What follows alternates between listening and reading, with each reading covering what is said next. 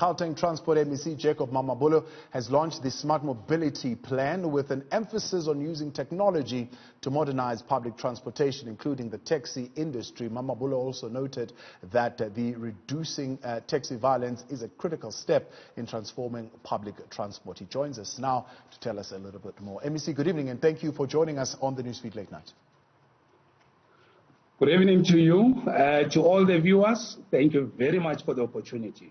Now, a couple of weeks ago, we had a conversation with the new CEO who is looking at the integrated public transport network after the Premier announced that now they are going ahead with that particular plan. How does that bigger plan fit into what you're doing now as far as smart mobility is concerned? So the first step and the most critical one in ensuring integration of public transport in the province to give commuters seamless connection and ability to use, connect, and interchange different modes of transport. The critical step is governance of that process, appointing a CEO. We are currently evaluating applications for the board, which must conduct oversight and leadership on this matter. But this is not pie in the sky and it's not long term. Reason being, the work that needs to be done, which does not involve really a lot of money, is to integrate public transport based on existing infrastructure and systems that are there, but are just operating as different independent systems. If I were to give you an example to demonstrate the point I'm making, you might be aware, and viewers might be as well, Gauteng has an e-ticketing system. Currently, actually, you just take and go with your card.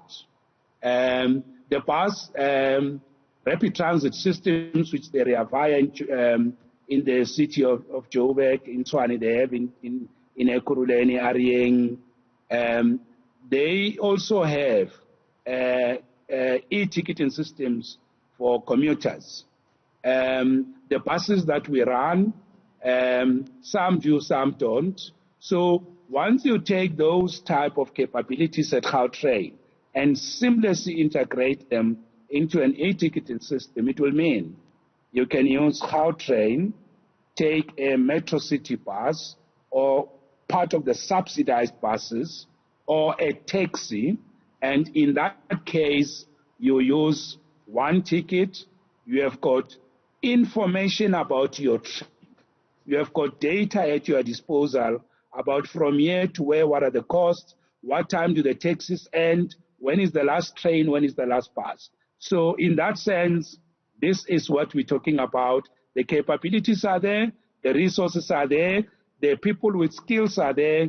We just need to plug and play. Right. Let me pull out a statement that you're making here, MEC. You're saying we need an economy that is sustainable, but that creates jobs that pay well and is easy for people to fit in. I'm arguing that transport gives us that. How does this smart mobility fit into the broader plan presented by President Cyril Ramaphosa of economic recovery? So just as a background and context, very quickly, you would agree that what we call Gauteng city region, or the space we call Gauteng province today, is essentially, historically, was to be called Egoli, the city of gold. And gold, as we know, is a non-renewable. It has got its own period of what was called the gold rush, where gold was doing very well. And what you have currently as the economy of Gauteng is still sitting on the legacy and history of that. But can we build a new economy of the future on gold, which currently its contribution to the GDP is less? So what we are saying is transport, and public transport in particular, can be repositioned to give us not an economy that's going to destroy the environment, like we're sitting with mining dams that are threatening lives of people, particularly in Joburg and Ekurhuleni. So we say, if you look at freight, the movement of goods, 60% of goods that go to our trading partners, they originate from Gauteng. 60% of goods that comes into the country, their destination is Gauteng. So we have to make sure that things like congestion, that it's a negative externality and a great disincentive to any serious investor, that we deal with that in Gauteng, because remember, we also geographically don't have land. So congestion here, it's even a threat to our economy bigger than ESCOM. Secondly, we are saying transport infrastructure. Any serious economy, you can look at how the economy of Europe was integrated. It was integrated by road networks and as connecting points of different markets.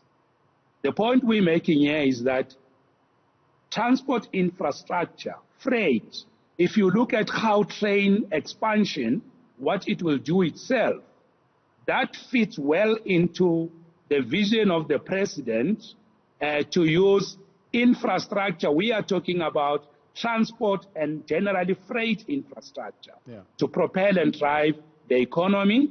And we are saying that has the capacity to make sure that transport is the leading, best performing indicator in the economy. We know that we are growing currently in the financial services. Financial services are retrenching, they are automating, they are bringing in robotics in the context of the fourth industrial revolution. So they're not going to help us create jobs. So we are saying transport has capacity for mass employment, good income for workers, for households, for families, and it can give us a sustainable economy that is not like the history of gold mine digging in our province, and gold is no longer there, is not coming back. So this is the context. Give us the tangibles then, not pie in the sky type of thing, where we're looking at 275,000 jobs created every year for the next 3 years to give us that 800,000 that the president is talking about. How many jobs do you expect to create in the next 3 years with this particular project? Yeah, let me just upfront say to you, we will quantify the job figures, not yet, because we launched our smart mobility vision today. We will come to the issue of jobs and we'll make an announcement in due course. But let me demonstrate this is not pie in the sky. We have got, currently, we have just finished during the lockdown, we have been working on building a pipeline of roads infrastructure projects for the first time in the history of the department. We have found that in the next 10 years, we are able to spend about 23 billion rands on the new roads just as a department. We have also found Hold on, MEC, from where? Where's the 23 billion rands going to come from? This is money that is budgeted for currently in the next MTF, and it's what we also intend in spending from the fiscals. So it's not money that you're going to later on come back and say the people of Gauteng need to pay for? No. It's not that. I think you're bringing something that is called user pay, and I think I know where you're going to. Here we're talking about, remember that just in one financial year, last year, we cancelled road construction initiatives that were funded. About 3 billion of them, and there's one that has been cancelled, about 400, actually 2. If I quantify that money, 6 billion off the books, cancelled with inefficiencies on how we deliver infrastructure, and that has got nothing to do with pay user principle. Secondly, there's a 2.5 billion worth of a terminal that currently, as we speak, the city of Ekurhuleni is doing bulk infrastructure on the N3 to in Vosloorus. That is worth 2.5 billion, and its multiplier effect on the economy is estimated at 15 billion over the next 10 years. That project is not pie in the sky. What we call the Aerotropolis, the expansions around OR Tambo. That also those are projects that are not pie in the sky. If you look at that area, you'll see there's a lot of activity, and AXA has actually said to us, together with them, there are projects we're going to do. MEC, because I'm going to run out of time. I'm going to give you this. Yeah, I was showing so. This is not pie in the sky. No, tell me now. I wanted to demonstrate that point. One or two things, not too many. One or two things, because politicians, you tend to give us Project 2030. We don't know whether you'll still be here in 10 years. Give me one or two things that in the next 12 months we can hold you accountable to as far as this mobility plan is concerned. Okay, let's start. There are projects that we are doing with the private sector, partnership, and I'd like you to hold me accountable to these ones. In the short period, one financial year.